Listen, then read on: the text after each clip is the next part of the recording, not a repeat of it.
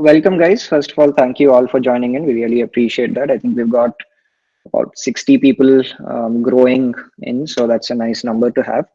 Um, so, basic information I'm going to give you first about how this is going to go.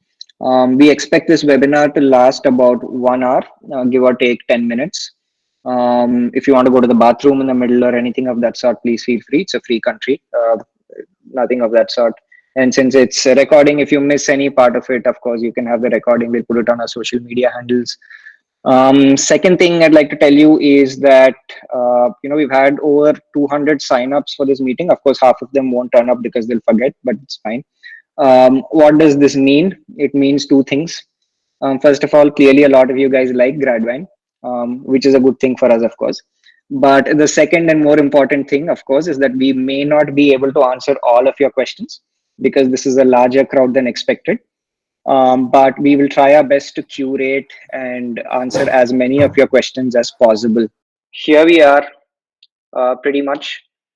Some dude decided to eat a bat or a pangolin or whatever 6 months ago, and we are hosting this webinar on what we should do with our futures. That's how the world works. There's a lot of uncertainty, and for a lot of you who are, planning to. Hey, someone says they're not able to hear me. Is everybody else able to hear me? Suraj, am I good? Yep, I see a few thumbs up. So please, sort out your own headphones if there's an issue. I think there's no problem with that. So coming back to the topic at hand, uncertain times these, but this is something which as a word of advice for all of you, you'll have to be used to when you're stepping out into a foreign country, building a career. There's going to be a lot of uncertainties, right? So that's something you have to be prepared for pretty much. Now, as much as you'd like it, and as much as we'd like to give you an ideal answer, if you're expecting on this webinar that I'm going to give you a conclusion like the virus is going to go on July 15th, visa offices are open on July 18th, you can fly to the US from August 1st, that's simply not going to happen because no one knows what the situation is going to be like, and we cannot give you a conclusive answer as to how the next 2-3 years are going to look like. The objective of this webinar is for us to tell you exactly how you should think about the situation and plan your future ahead, right? So that's what we're going to try and tell you, the step-by-step strategic plan you need to have to ensure that you make the best possible decision for your future, pretty much, right?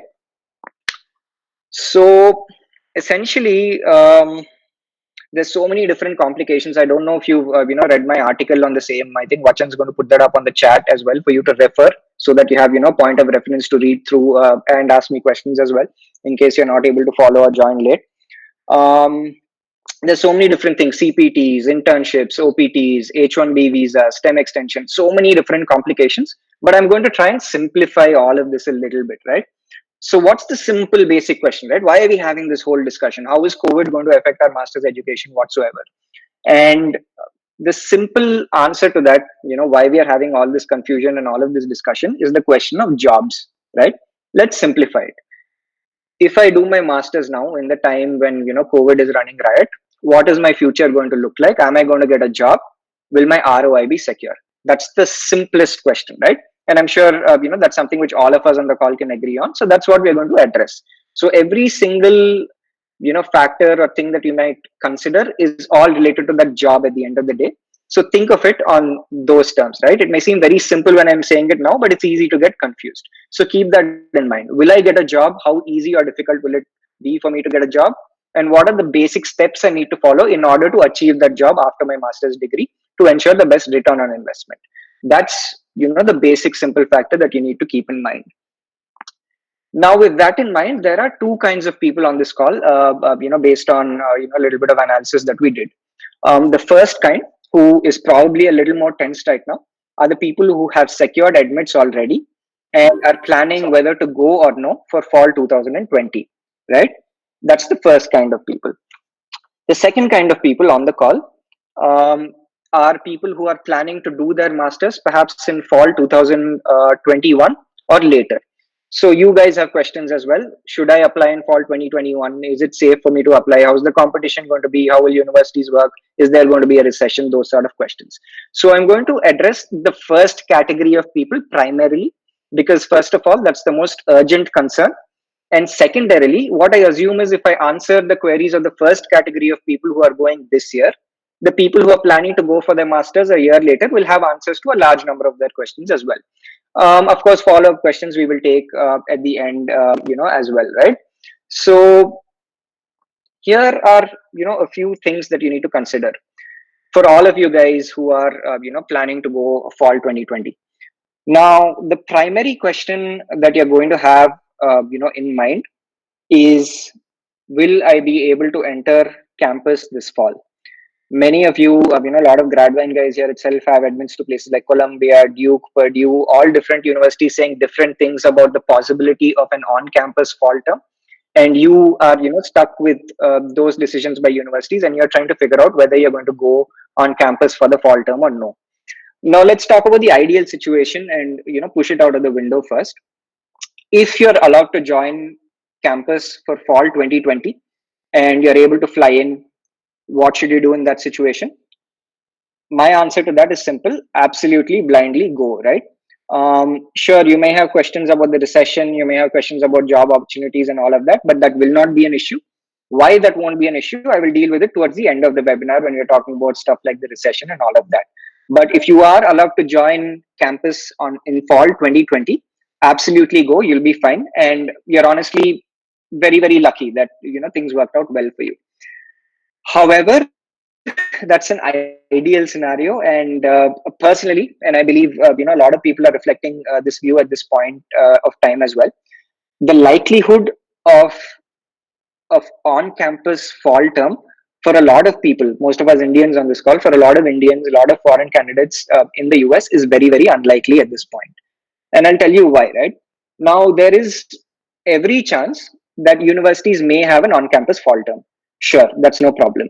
But the issue here is you guys have to fly in from a different country into the US. Yeah, for that. And for that, the embassies need to be open here. The processes need to be started. The US government needs to allow international flights flying in. And the Indian government also has to, essentially allow a lot of travel and, a lot of different policy changes, right? So with all these things having to come into place, I think it's a little safe to assume that perhaps an on-campus fall term may not be viable. So let's work with the assumption that a lot of you will not be, allowed to join campus this fall, right? So in that situation, what do? You have an admit in hand. You realize that, okay, I'm not going to be able to fly in this fall. What do you do, right? First situation, the university will most definitely allow international candidates the option of an on-campus fall term. They will not tell you that, hey, don't join this year, because you have money for them. They need the money this year. And they will tell you, join the on-campus fall term, and that option will be open to you.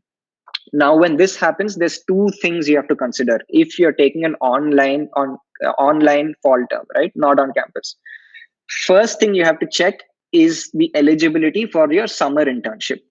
Now, a lot of you, if you've applied for fall, fall entry, will have applied, for that entry because it gives you the opportunity to intern, right, during the summer. And internships are a very big factor when it comes to jobs. And like I mentioned earlier, this entire discussion we are having is, to ensure that you get a job after you graduate, right? So in order for you to do a summer internship in the US, you get an authorization known as a CPT. CPT, the University Visa and Immigration Services apply on your behalf, and the government approves it, and then you're allowed to intern temporarily while you're still enrolled in the program. Now, current visa rules in the US state that you need 2 semesters or 9 months on campus at a US university for you to get that CPT and for you to intern in the summer. If you are not eligible for CPT, you will not be able to work in the US, right? During the summer for the internship, essentially. So the first thing you have to do is write to the universities, and communicating with the universities in this situation is critical. Write to them and check with them if you're still eligible for that CPT, even if you don't spend the fall term on campus and if you're taking an online term. Now, whether that might happen or might not happen depends on the university. I've known a lot of universities like Carnegie Mellon in the past, for their programs which started during spring and students are not on campus for 2 semesters, taking special permissions for the CPT and getting the summer internship going. So definitely there's an existing mechanism in place. It's just what you have to check is whether your university is willing to do it in these extraordinary circumstances. If they're allowing you to, they're applying for that CPT and you're allowed to take that summer internship, I don't see too much of a loss with regards to an off-campus fall term. So if CPT is there, you can still consider an online fall term. Now, what if CPT is not there? In that case, I recommend that you think about not taking up that fall term entry, because you're losing out on that one entire term of networking and you're not getting the opportunity to intern as well. Maybe think about deferring to spring in that case. The pros and cons of that we can discuss in following questions. Now, coming back to the minor issues that you may have apart from the CPT, that say the internship is being offered in the summer and you're allowed to intern. Some of you may say, hey, I'm paying so much, but I'm not able to get that on-campus experience for a semester. This, I think, at this point is not ideal, but considering the extraordinary situations in hand, it's a minor inconvenience. I'm sure it's a matter of perspective.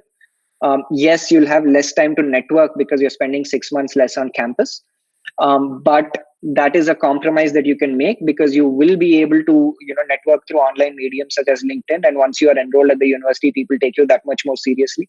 I'm very sure the university will be able to organize online sessions with their career services and all other resources of that sort, which will allow you to again figure out how to build your profile, your resume, your LinkedIn profile, and all of that, and network effectively. So that should be a minor compromise perhaps that you're willing to make. So bottom line is, if there's an online fall term, and if you're allowed to get that CPT and intern during the summer, I think you can safely go on campus and join, right? That's the first conclusion. If there is no CPT, consider deferring the admit, because that's going to be critical. You're losing out on that fall term and you have less time to find an internship and a job after that.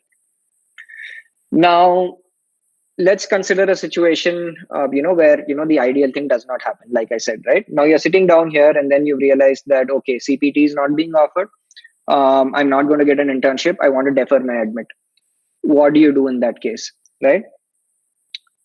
So universities at this point, what we're seeing, are offering two kinds of deferrals, and this is pretty common, honestly. They'll allow you to defer by one semester or one term, which is deferring from the August-September intake to the January intake, which is spring, or deferral by a year, right? Now, again, let's address the ideal situation first. If they're allowing you to defer by an entire year, what was going to start this September 2020 is going to start for you in September 2021. Then in that situation, it's fine, right? It's an ideal situation. If you're willing to, lose out on this 1 year and, perhaps do a job or figure out something else, absolutely defer by 1 year. That's no problem at all. Now, what if they say, no, we will not allow you to defer. We will allow you to defer only by one semester, which is you start in spring. Now, what should you do then? And I think if you understood the first part of my answer well enough, it's a straightforward thing you do. Check for CPT again, right?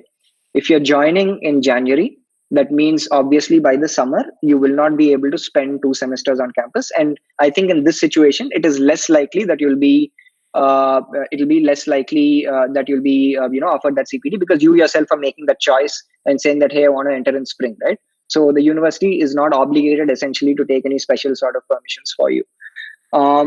If that is the case, again, I think you should join in the spring. It's fine if they don't allow you to defer for the fall. Now, the reason why the CPT is less of an issue if you're joining in spring versus fall is you have to consider the amount of time you're spending on campus as well.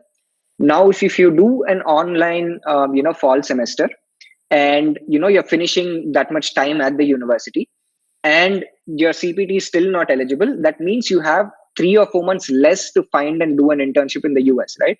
The time is gone essentially out of the window. Whereas if you come in the spring, you will be having an extra semester in hand, and hence extra bit of time to figure out and do an internship for 3 months between semesters, right? So spring entry without a CPT in the summer is still a better option, because it at least gives you an option later in the year for you to intern. So that's something which you should absolutely consider. So if the university is not allowing you to defer to the spring, to the fall rather, and is asking you to join in the spring and says, hey, you cannot intern during the summer, it's fine. You still have enough time to find an internship during the winter or the next fall, or whenever you can take a semester off. or whenever your CPT kicks in. I saw a question popping up as well. Universities not allowing you to defer and all of that. And of course, that's a situation that will happen because universities are a business at the end of the day, right? So bottom line, right? Why I'm telling you, if they're offering you a fall term, go for it. If they're offering you a spring term, go for it. If you have an admit from a university, that's very good.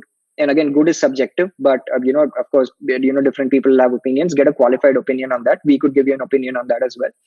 If you have an admit from a university that you're happy with, that you're convinced with, at a great location with a great curriculum, with a great brand name, everything that you work for, you achieve that admit to a great place. Please do not lose out on that admit, right? You can still, after getting into a great university, work around all of these, handicaps and still secure an internship and secure a job if you go to a great university, instead of getting into a mediocre university later, right? So I see a lot of graduate students, on this call. Some of you, I think you have admits from places like Duke. Some of you have admits from Hopkins. I have people from Columbia and Carnegie Mellon there. Please, please, please do not lose out on those admits if they're not offering you a deferral. Because if you get into a good university, and again, there's only a limited number of good universities in the US, you will be able to tide over whatever inconveniences are coming through, with any CPT issue, right? So do not lose out on that admit, right? At any cost, you will figure it out. Just make sure that that fall versus spring, online versus offline thing, you communicate with the university and you clear up, right? Now that is essentially, I think, a lot of the common situations that those of you going in fall 2020 are going to face: online versus offline, deferring to spring. If you don't defer, bottom line, don't lose the admit. If you get a spring deferral, go for it. If online fall is not giving you a CPT, then consider deferring, right? But do not lose out on the admit at any cost, please. These places are difficult to get into. What about people now who are planning to apply in fall 2021? Or people who are worried about the general recession, the situation the economy is going to be in, apart from these regulations, internships and all of that, will companies be willing to hire me? Simple answer to that is, whether you're entering in fall 2020, and absolutely sure if you're entering in fall 2021, this is not something you have to be worried about. Now, the people who are most majorly affected by COVID, unfortunately, are people who are graduating now, right? And please understand their timelines. These are people who probably joined university in September 2018, right? And if they joined university in September 2018, they applied perhaps in December 2017. Now, like I mentioned in my article, if somebody told them that a dude is going to eat a bat and you're not going to get a job 2.5 years later, they'd have thought you were bonkers, right? It's impossible to predict this. Yeah? And those are the guys who are going to be graduating in the next 1 or 2 months. Maybe at the most, those who are graduating later this year, they may be affected. Come next spring, next summer in the US, which is going to be next May, June, which is about a year from now, during which you will still be enrolled in the courses, the situation will largely be back to normal. In fact, a lot of you who are going to be joining in fall 2020 are going to graduate even later than that. Quick pointer here again, if you have a 9-month program, please consider increasing the duration of that program to an additional semester. A lot of universities offer it. If they don't allow it, also it's fine. By the time you graduate by next May, June, the job market should stabilize if you go to a good university. But yeah, if you have the option of making it a 3-semester program, do consider taking that option. This job market will definitely stabilize 1.5 years or 2 years from now when you graduate. It should be largely back to normal. Second thing, those of you joining fall 2021, I don't think this is a consideration that you need to make at all. 2021, you're going to be graduating probably in 2023 or end of 2022. By then, the virus will be gone from our memory itself. Companies will be hiring aggressively, especially larger economies like the US. Are going to be doing extremely well by then, so it will not largely be an issue.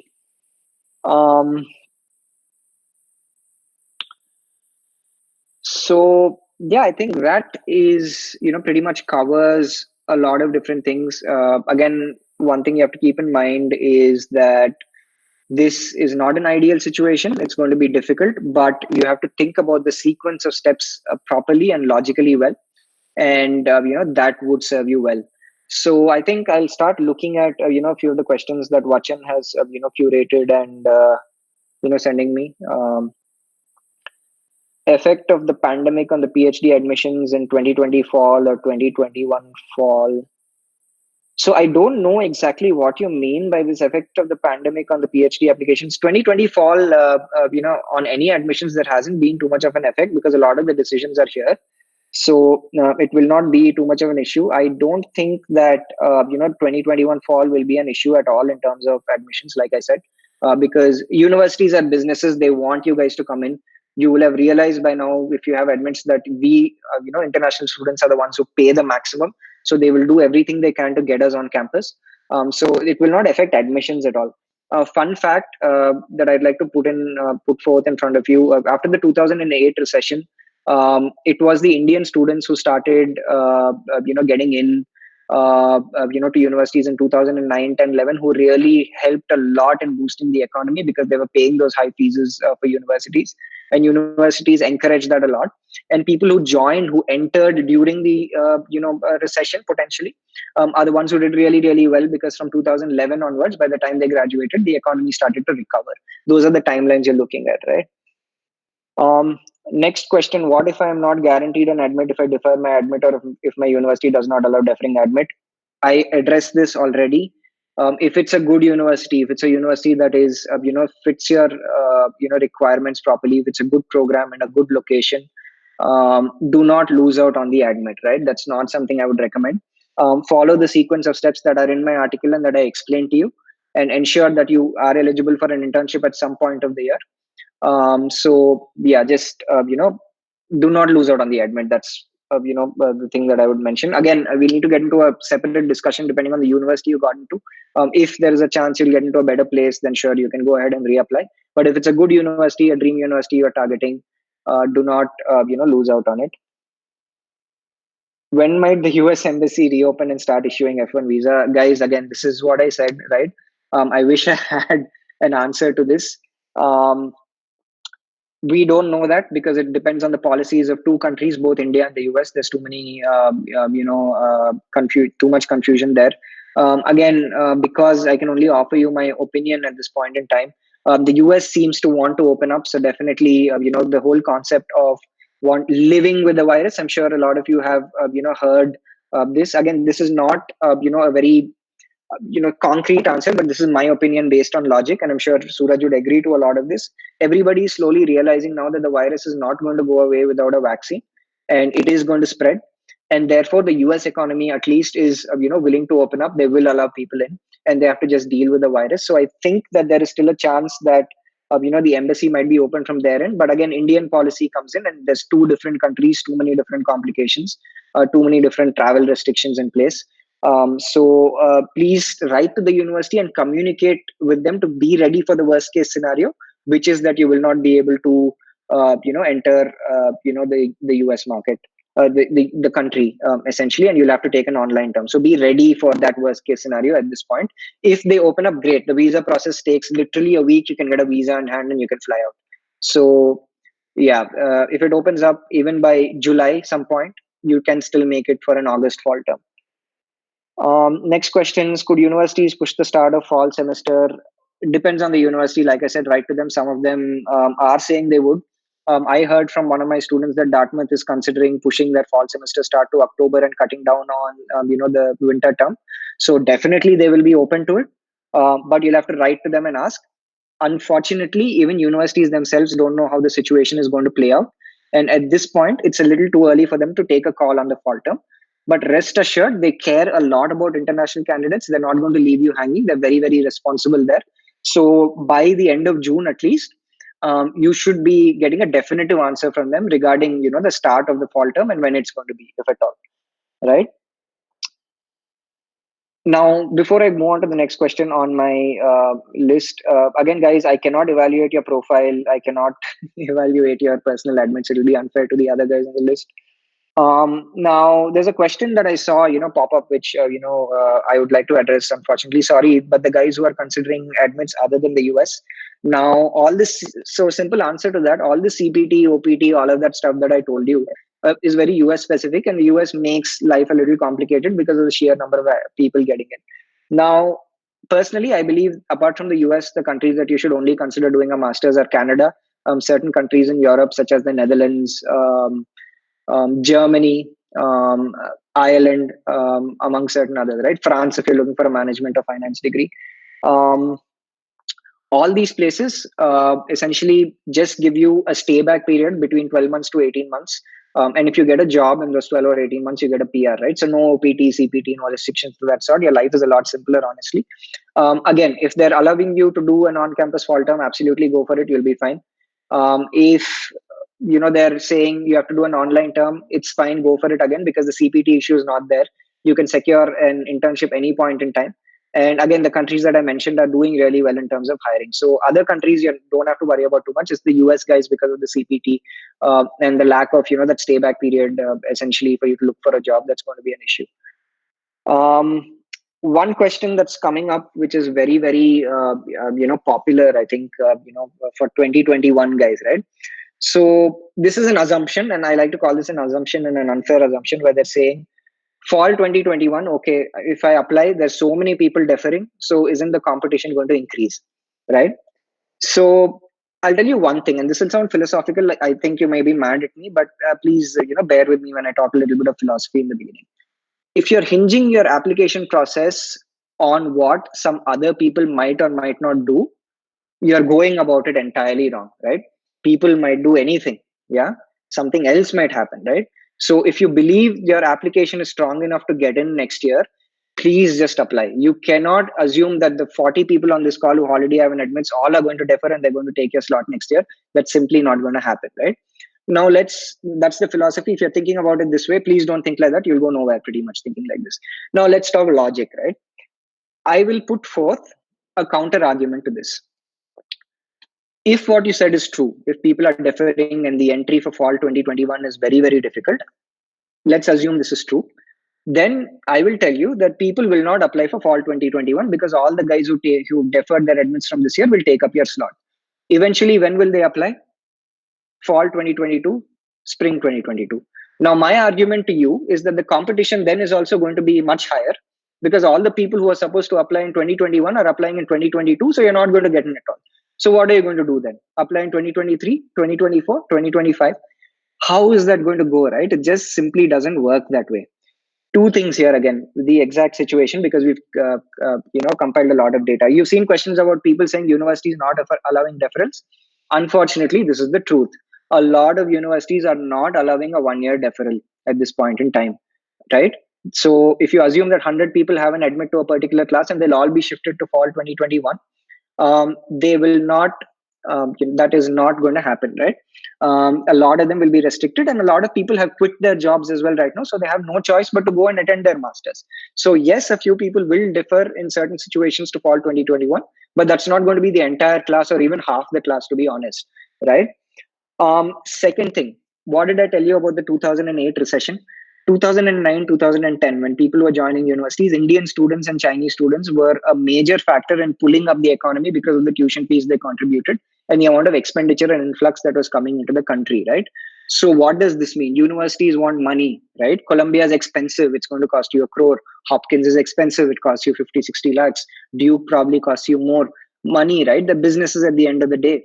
Now, if there are qualified candidates, and I'm assuming all of you with this doubt for fall 2021 are qualified candidates, and you're good enough to make it to that class, they might increase the class size slightly to accommodate you because they don't want to lose out on a good candidate, right?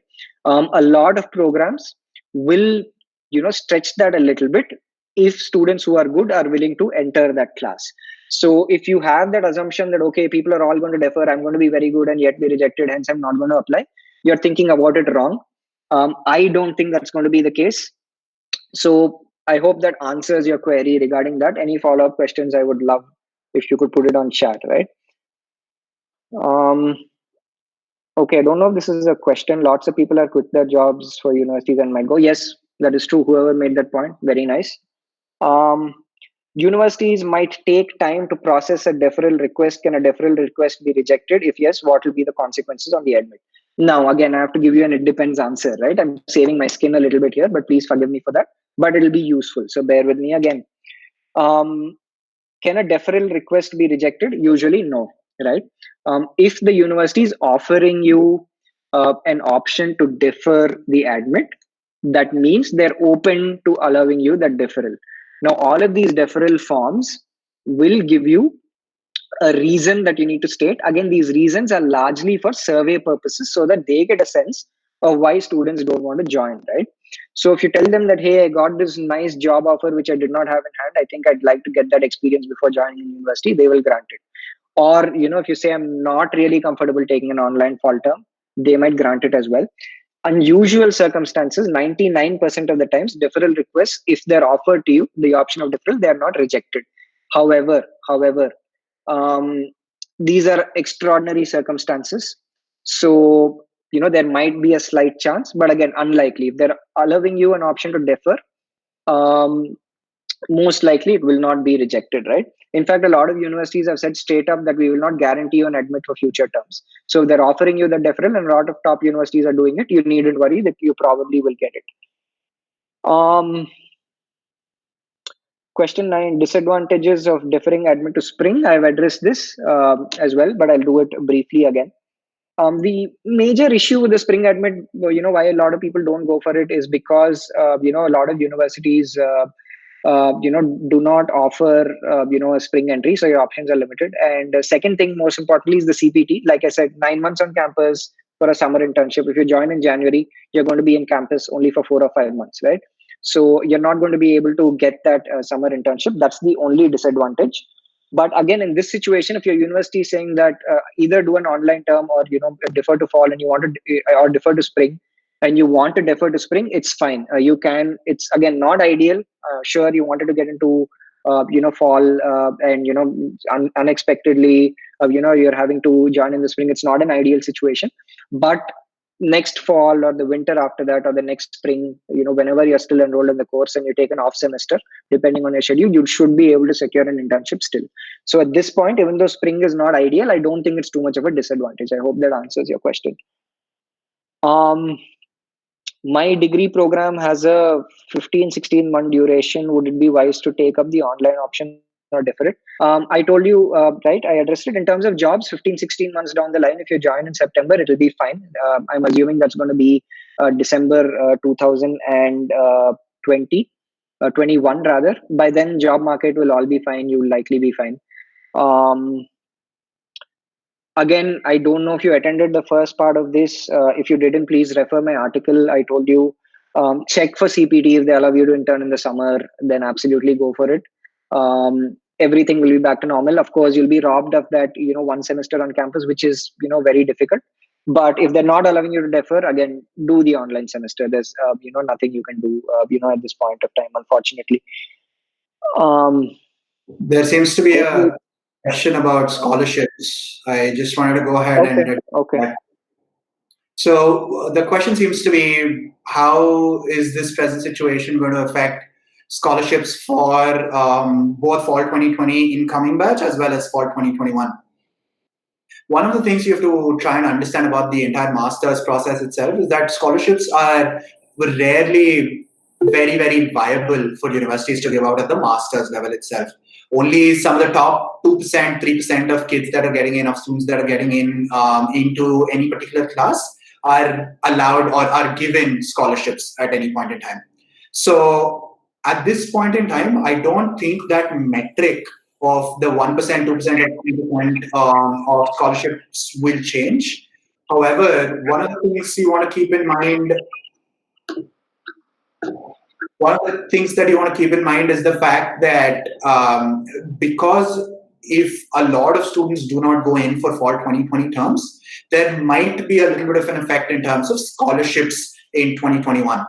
So that is something that you want to keep in mind. However, I don't think it's going to be as significant as not even applying or not even going to the particular university. Right. Thanks. So yeah, I think that's spot on. So too minor of a consideration to really hinge your entire application process on. Next question. CMU is not allowing us to defer RN, which is right now probably, yeah, right now. What should I do? It's CMU. If they're not allowing you a deferral, please join the university. Do not lose out on that admit. Please do not lose out on that admit. Simple answer.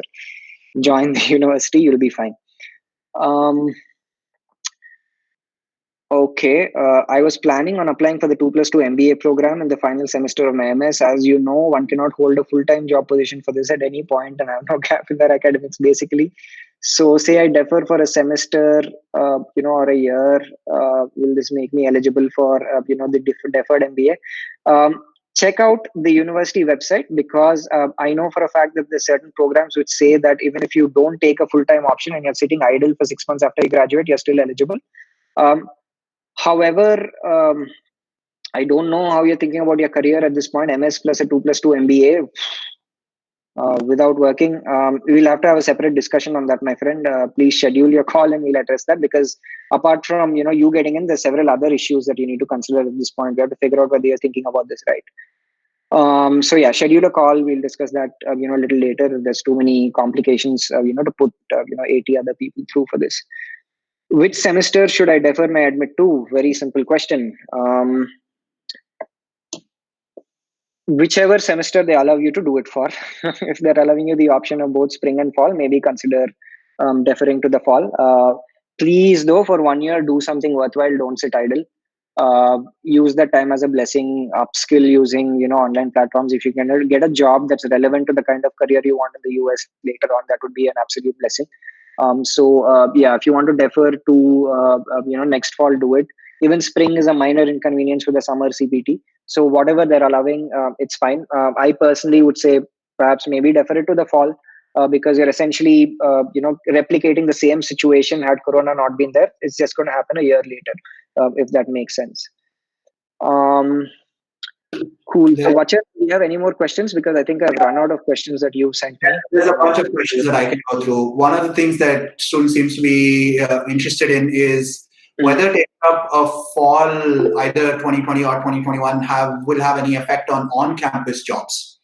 So again, you have to understand that if universities are opening up and are allowing on-campus sort of teaching on-campus fall semesters, it means that the universities are almost running at capacity, which means that there will not be a significant effect in terms of hiring any sort of students for the jobs that are meant for students on campus. Be it the library, if the university is open, that means the library is open. Sure, there might be curtailed hours, etc. There might be a little bit of a sort of figuring out when it's open, when it's not, and all of that. All of that might go on. But one of the things you have to understand is if they're opening up for the fall, it means that your on-campus jobs, if you are able to get one of those, will have absolutely no effect. Right. I see another very, very good question that I'd like to, address. Really, you guys are thinking, very, very creatively in terms of, all the bad things that could happen to you. So assuming we go in fall 2020 for in-person classes and the situation worsens, and now we are forced to attend online classes, would we be still eligible for CPT? My friend, I think, yes, you would be eligible for CPT because you are on campus, and unfortunately bad things happen. So, things will not be changed. You'll be attending the classes from your dormitory and not, physically in class, but you're still, initially enrolled for an on-campus thing. So that, I think, will not be, an issue. There's a question about loans, and I think this is very, very important when it comes to students who are trying to pursue master's degrees abroad.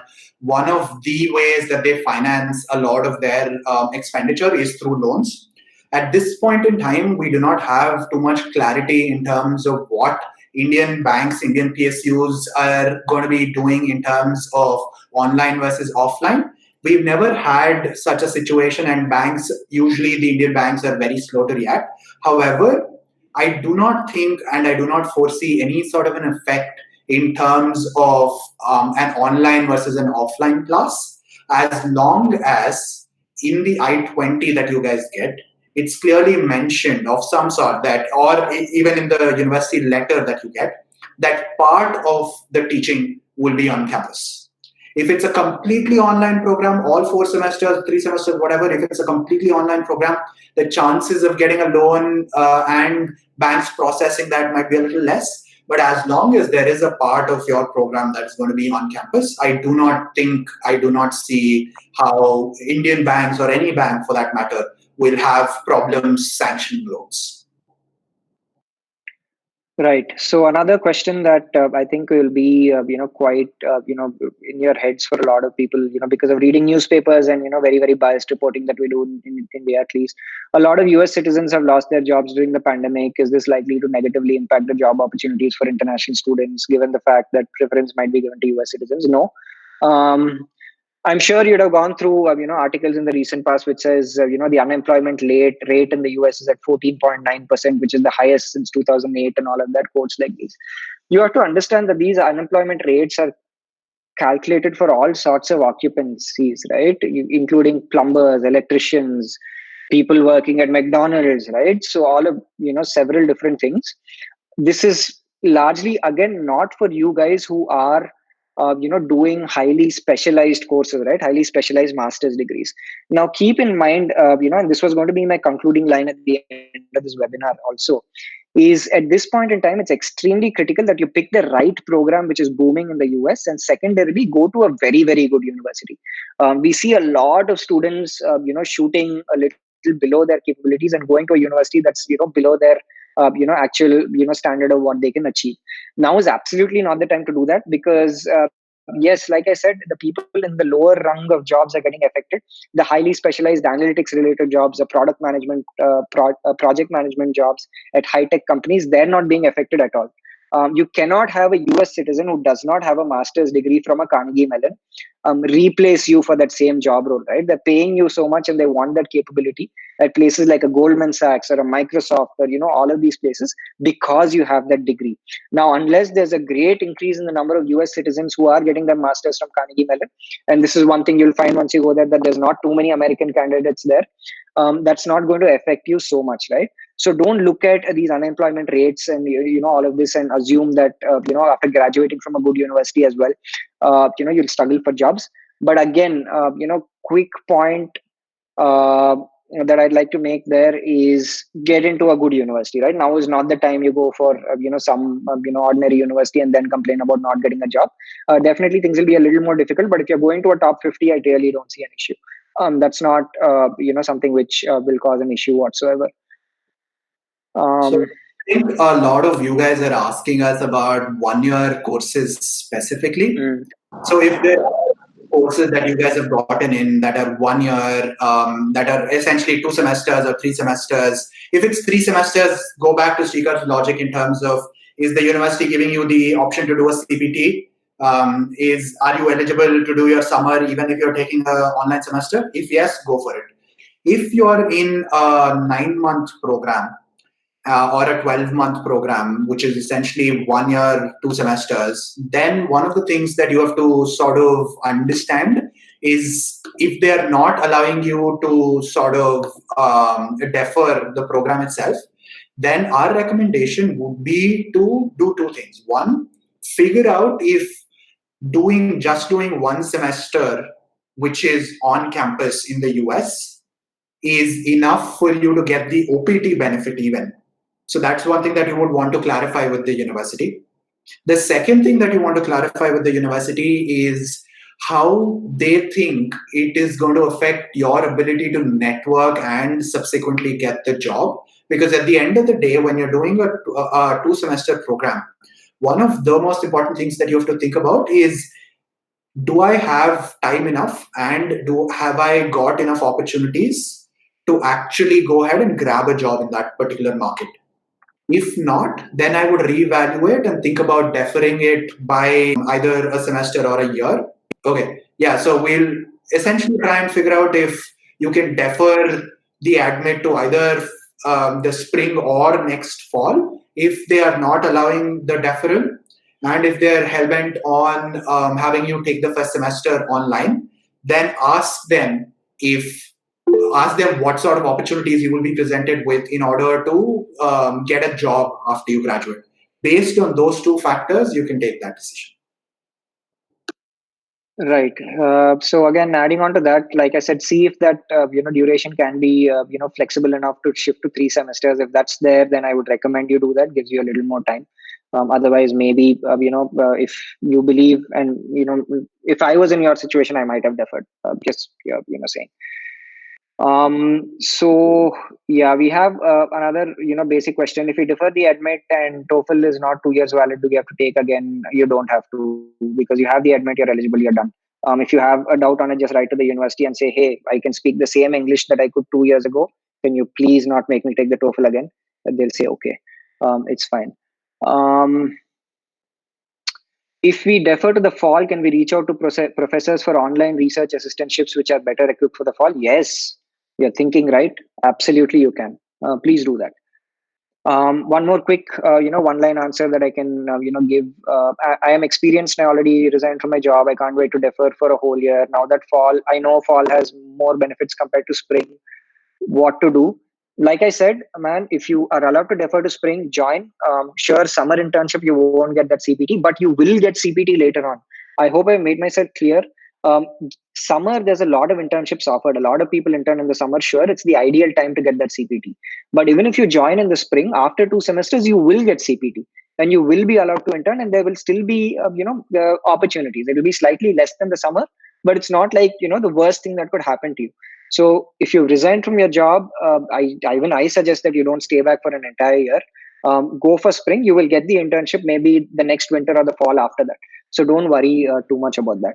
Shrikar, I think the other question that we were getting was how do people use the rest of the time if they've deferred their admits, or how do they maybe pick up a lot more skills and apply to newer schools, other schools? All right. So that is again and it depends sort of answer, because it really depends on what course you're going and getting into, right? So please pick up courses that are relevant to the program itself. Work backwards, go online, check out the kind of job roles that people are getting into. Maybe hit some of them up on LinkedIn. And they'll tell you the kind of work they do. Try and pick up those basic skills at this point in time, right? If you're a computer scientist, I'll just do it short and broad. You're fine. Take up projects. You already have the coding capability. You'll be fine. Take up advanced skills that you can through your Coursera or any other online things. Again, this will not help you get into a better university or something, but when you're looking for jobs later on, that will give you an edge over existing candidates. If you're a candidate going into more management, techno management programs, and you don't have a coding background, absolutely pick up skills first on advanced Excel. Again, a lot of us in India think that we know advanced Excel. You do not, right? So unless everything about pivot tables, everything about VLOOKUPs, HLOOKUPs, automating a lot of queries and a lot of your work. If you do not know that, pick up those skills. Go a step further, learn how to code in R, learn the basics of Python, get all of those skills on your plate. That's one thing, right? Second thing, if you're getting an opportunity to get recruited or get into a job that is again relevant to the degree that you're pursuing. Again, if you're going into engineering management, if there's a lot of data modeling, analytics related jobs, or something that works in the operations side of a major FMCG company, do it, right? Don't blindly do something. Figure out what job role you want to get into after you graduate and work backwards and pick up those skills either online or through projects or internships. Network with people on LinkedIn. One more quick pointer that I'm putting out there for free. A lot of you haven't put in this term saying incoming candidate to Johns Hopkins or incoming candidate to Duke or incoming candidate to Stanford or whatever, right? Please do that, right? And get a decent DP. Now you might realize that a lot of people do not reply to you on LinkedIn. That's because you do not have a DP and there's no sort of incentive for somebody to network with you. Put those details on you, show people that, hey, I'm going to be part of this great university soon. And then you start hitting them up by looking at, the alumni job profiles and the alumni networks in these university websites, and they will reply to you, and then you can start having conversations with them. So in short, figure out where you want to go, network with people who are already in those positions, understand what skills to pick up to get there, and acquire them through online resources or through, projects and internships here. So that's, a simple-ish answer. Okay, Suraj, if you can scroll through for the next question to answer. I think there is by then there's one more, even though it's not. One of the things that I think is coming up again and again is this sort of notion that MEMs or MS is better than the other or anything of that sort. You guys have to understand that it's a degree that you tailor for your profile. If your profile is better suited for a master's in computer science, do a master's in computer science if that's what your interests are. Don't go towards MEM. I mean, I'm seeing this one question being repeated again and again, which is, do MEMs have, or do general MS have better chances of getting a job? Your degree itself is not going to determine whether you get a job or not. The kind of courses that you take, the kind of projects that you work on, and the kind of interests and passions that you have is what is going to get you a job at the end of it. Be it MEM, be it a master's in energy, be it a master's in computer science, data science, anything of that sort, right? So this particular sort of a fascination with MS being different than the MEM is absolutely not true. Yeah. And to add on to that, it really depends on the sectors that are hiring also, right? And this is something which I do with a lot of the, thousands of free consultation calls that we process every year. If you're a mechanical engineer and you're entering the country to do a mechanical engineering degree, are there ample job opportunities? Yes. But if you graduate from a top 20 university, how about a computer scientist? Any top 50, top 60, 100% you'll get a job, right? So it depends on the sector as well. You have to pivot depending on how the sector is hiring. Unfortunately, at least in the US, the traditional forms of engineering, civil, mechanical engineering, to a lesser extent, chemical engineering, not too many job opportunities. Maybe then you'll have to look to pivot. But again, look at the curriculum and the skills that you're going to pick up. Don't cursorily say that, oh, engineering management will give you jobs. The other course will not give me jobs and stuff like that. There's lots of ifs and buts to that, which we'll have to discuss. And also there's a persistent question, please suggest the top MEM schools. I'm giving out a free list. If you can note it down, in one go, it would be great. Stanford, Dartmouth, Duke, Columbia, Cornell, Johns Hopkins, Purdue, Northeastern New York University. I need to put in one more there. University of Illinois, Urbana-Champaign. There's your answer. That's a full short list I've given out for free. But yeah, if you get into any of those places, you'd be happy. We've got a couple more minutes, I think. Do we have any pressing questions, Suraj, that we want to address that we haven't already? In terms of the questions that these guys were talking about, I think we can just go talk about a little bit about how we do things here at Gradvine. Maybe use the last 2 minutes, and then we can. Gradvine essentially helps you, with your entire application process, on the whole. So we help you with your university shortlisting. We help you with your application essays. Again, we don't write anything. We tell you exactly how to write it, and then we edit it heavily. So all aspects of the application, the financial planning process, the visa process, we help out, right? But there's so many people who do this. What makes us special? Everybody who's involved at Gradvine, including Suraj, myself, Vachan, who's on the call, is a master's graduate from a top-notch university, right? You'll be assigned a mentor who has pursued the same degree that you have, who will be helping you out with the entire application materials. Yeah. So this will be technically correct guidance, which highlights your strengths, your long-term goals, and convinces the university that you're a fit for the university, and ensures that all your documents are technically correct as well. Now, what makes us relevant, especially during this time, is because of the fact that a vast majority of our students, over 90%, make it to a top 50 university for their program, right? I told you there's a lot of students who are our existing students. All these guys in hand, just looking at the names, they're guys who've gotten into Carnegie Mellon, Hopkins, Duke, Columbia. There's people who've gotten to Stanford as well. Majority of our students make it to places like these. And considering the current situation with a little bit of uncertainty, you absolutely have to want to get into the best possible universities for your profile. I also saw an earlier question which said, do universities, if I get into universities ranked between 100 and 150, will I get a job? You will not, especially in this situation. So please, do attempt to get into a top 50. It's not as difficult as you think it is. You just need to do a few things right. Of course, if you want to have personal conversations with us regarding this, if you go to gradvine.com, there's always an option of scheduling a free consultation call. And rest assured, the person attending that call will be a master's graduate from a top university again. So you get answers right from the horse's mouth. So absolutely, avail that. And if you want to inquire about our services, you can write to us or schedule the free consultation call, and we will love to discuss that with you as well. So yeah, if I think spot on 8 p.m. I think we've answered, hopefully given you a lot of clarity. as much clarity as we could, honestly, in this situation.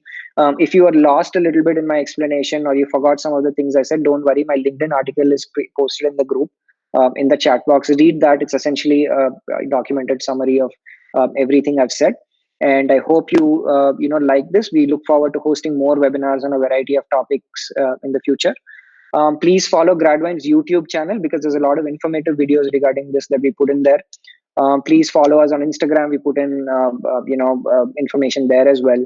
And most importantly, get onto the website, schedule a call with us. We'd love to have a conversation with you. And it was great, spending this past hour with you. Thank you so much.